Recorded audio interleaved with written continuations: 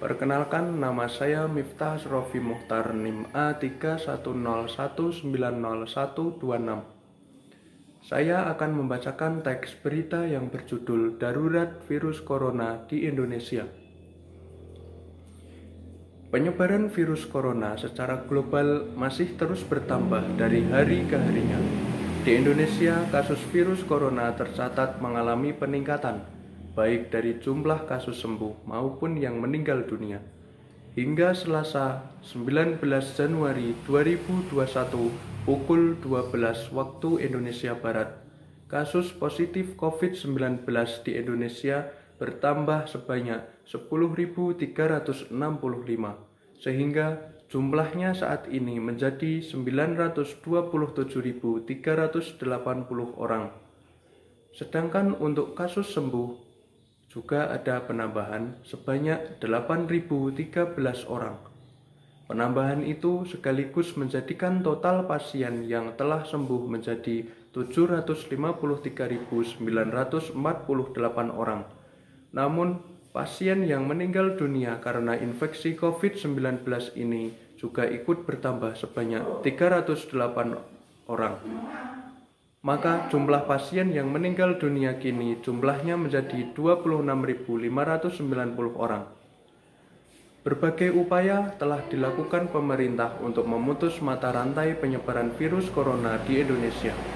Mulai Desember 2020, pemerintah memulai uji klinis vaksin yang diproduksi oleh Cina. Uji klinis vaksin dilakukan di Bandung pada bulan November 2020 lalu. Uji klinis ini melibatkan 1.620 subjek berusia 18 hingga 59 tahun.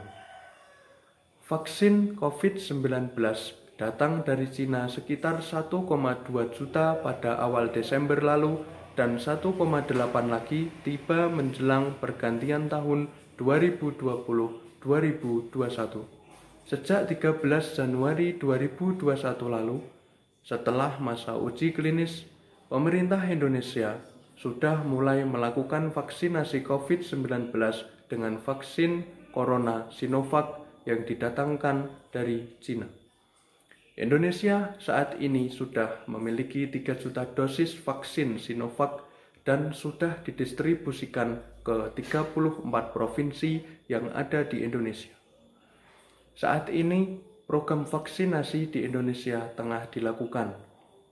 Target orang yang akan divaksinasi sebanyak 181,5 juta orang atau sekitar 70% dari total penduduk di Indonesia. Program vaksinasi dibagi menjadi 2 tahapan. Tahap pertama dilaksanakan Januari hingga April 2021 dengan prioritas 1,3 juta tenaga kesehatan dan 17,4 juta publik.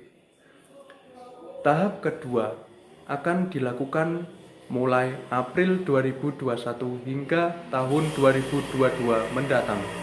Selama program vaksinasi berlangsung, Kementerian Kesehatan mengimbau masyarakat untuk mempraktikkan protokol kesehatan yang disebut dengan 3M.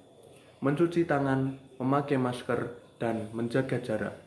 Pemerintah berharap melalui program vaksinasi ini, pandemi virus corona di Indonesia segera berakhir.